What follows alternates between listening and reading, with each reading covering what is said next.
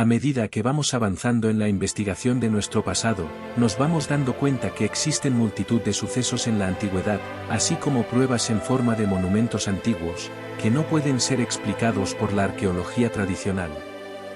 Estas pruebas son desacreditadas o silenciadas por la ciencia convencional y por los medios de comunicación. Sin embargo, es conocido el gran interés de los gobiernos en su estudio. ¿Saben algo que nos ocultan? ¿Es posible que quieran revelar una tecnología avanzada que les daría ventaja sobre sus rivales? Bienvenidos a un nuevo episodio de Creadores Alienígenas.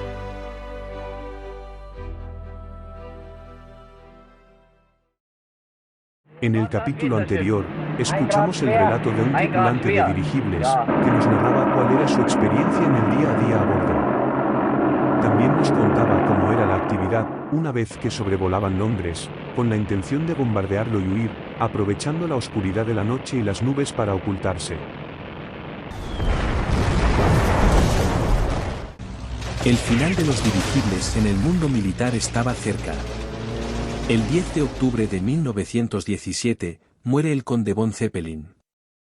Y en agosto de 1918, el llamado Kaiser de los dirigibles, Peter Strasser, murió cuando su dirigible, el L-70, fue cazado por un de Havilland DH-4, que lo ametralló hasta hacerlo explotar y hundirse en el mar, hecho una bola de fuego.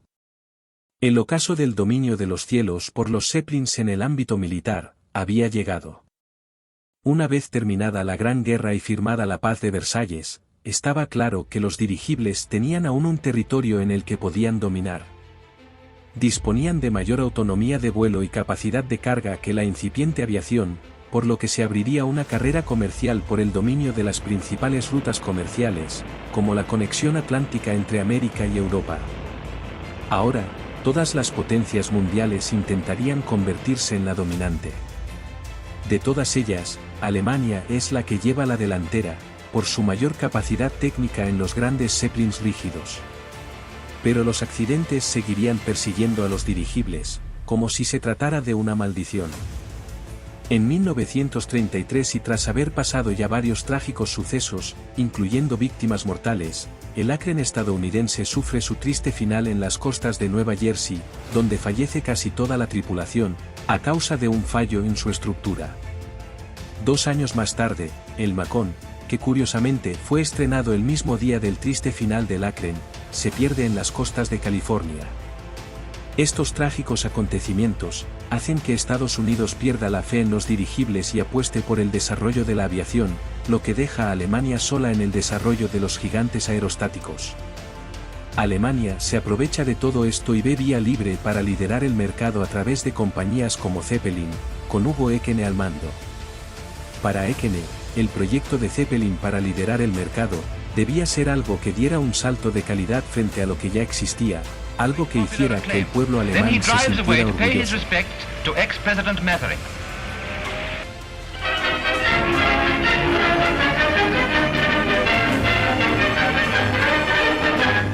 Tras superar varios problemas, consiguió recibir finalmente el apoyo para llevar adelante el proyecto. Llegó incluso a organizar una colecta nacional, pidiendo la ayuda de sus compatriotas alemanes y apelando a su patriotismo. El proyecto se llamaría Graf Zeppelin, traducido al español sería Conde Zeppelin. Con este nombre se rendía homenaje al creador de la empresa, el conde von Zeppelin. El LZ-127 Graf Zeppelin fue inaugurado en 1928 e hizo un primer vuelo promocional, donde para demostrar la supremacía de la tecnología alemana, los pasajeros podrían cruzar el Atlántico y llegar hasta los Estados Unidos. Para este primer vuelo de inauguración, se invitó prácticamente a todos los pasajeros, exceptuando a 2 estadounidenses que sí se costearon su billete. Entre el pasaje, aparte de miembros del gobierno alemán, destacaban la periodista Lady Grace Dramenday, el teniente coronel estadounidense Charles Lousendoul y el también teniente coronel, el español Emilio Herrera Linares. El propio Hugo Ekene iba al mando del aparato, aunque tuvo el bonito gesto de reconocimiento y respeto, de ceder a Emilio Herrera Linares el manejo de los mandos durante el trayecto sobre España. A pesar de los intentos de Ekene para evitar cualquier percance meteorológico en este primer vuelo inaugural, cuando volaban a la altura de las Islas Azores, se metieron en una gran tormenta que provocó que el dirigible perdiera la estabilidad y los tripulantes rodaran junto a los enseres del comedor. Pero esto no quedó solo en un susto, el aparato sufrió daños en el timón, que quedó bloqueado por la rotura de parte de la cubierta de tela del estabilizador, por lo que perdieron el control sobre la aeronave. Además, por si fuera poco, casi todos los motores se pararon, se quedaron sin electricidad a bordo y comenzaron a perder altura, acercándose poco a poco al mar. Viendo el peligro que se cernía sobre ellos, lanzaron un SOS a la Marina estadounidense para ser rescatados. El viaje inaugural estaba tornándose una pesadilla.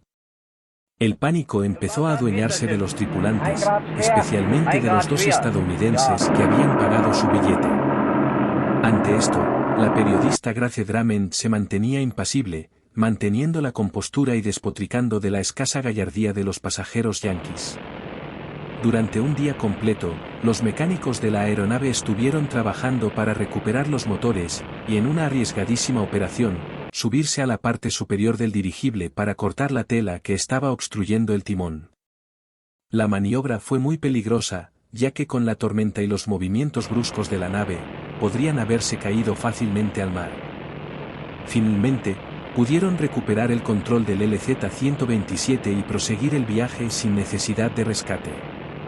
Las noticias del SOS enviado por Ekene desató un gran pesimismo entre los medios estadounidenses, que preveían una catástrofe que al final no se produjo. Cuando se corrió la voz de que el LZ-127 se acercaba ya a su destino, el júbilo y euforia tomaron el control de la población, que acudió en masa al aeródromo a ver la llegada del dirigible. Más de 30.000 personas se apiñaban en el aeródromo para poder verlo pasar. La alegría era tal, que a su paso los coches tocaban el claxon, las fábricas hacían sonar sus sirenas, también los barcos, todo era poco para festejar la llegada de la aeronave alemana. Ekene fue sacado a hombros después de haber terminado una proeza que había durado más de 110 horas de vuelo.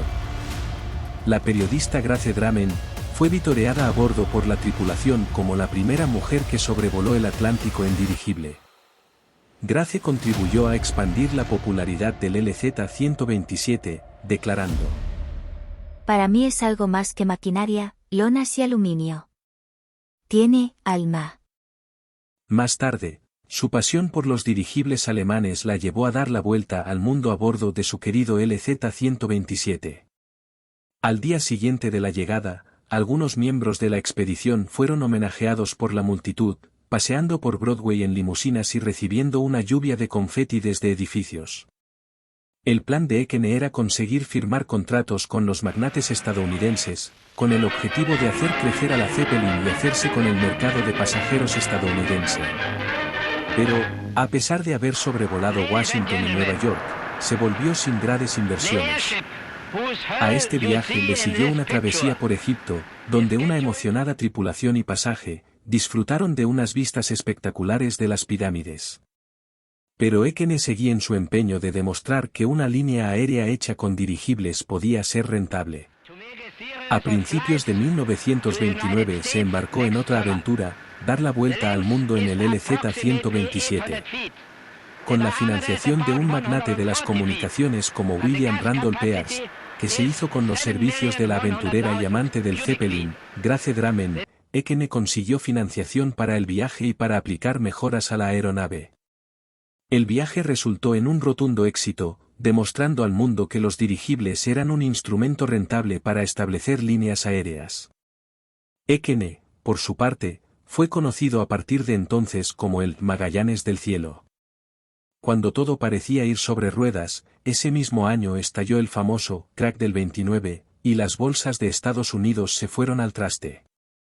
Ekene tuvo que buscar una solución, que pasó por cambiar a Estados Unidos como destino, por Sudamérica, lo que era una vieja propuesta española y de su proyecto, la transatlántica Colón de Emilio Herrera. Esto permitiría a los viajeros más pudientes, cambiar la larga travesía en barco por un viaje en dirigible, mucho más corto y con todos los lujos. El viaje inaugural, realizado en 1930, hizo escala en Sevilla, donde la Cofradía de la Virgen de la Macarena obsequió al pasaje con una estampa de la Virgen para que les sirviera de protección.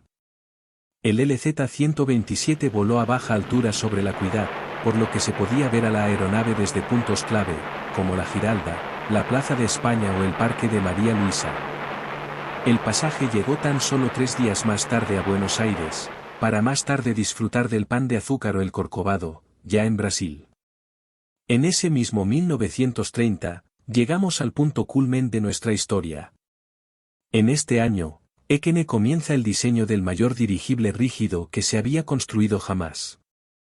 Con sus 245 metros de longitud, sus 41 metros de diámetro y sus 198.200 metros cúbicos de volumen, el LZ-129 sería un auténtico gigante de los cielos. Era tan grande como el Titanic y 3 veces más largo que un Boeing 747. Ahora el gran problema para Ekene es conseguir la financiación necesaria para el proyecto, lo que es un problema difícil de resolver, ya que las bolsas en Estados Unidos se han hundido en el crack del 29, provocando una ralentización, ya que faltan aún muchos fondos por conseguir. Y llega el año 1933. Ekene aún necesita bastante financiación para continuar con el LZ-129, cuando el Partido Nacionalsocialista gana las elecciones en Alemania bajo el liderazgo de Adolf Hitler. A partir de este momento, un liberal como Ekene tendrá que convivir con el dominio nazi en todos los ámbitos. Su oposición al dominio nazi queda patente muy pronto, cuando niega a Joseph Goebbels, ministro de propaganda, el permiso para utilizar uno de sus hangares para dar un gran mitin.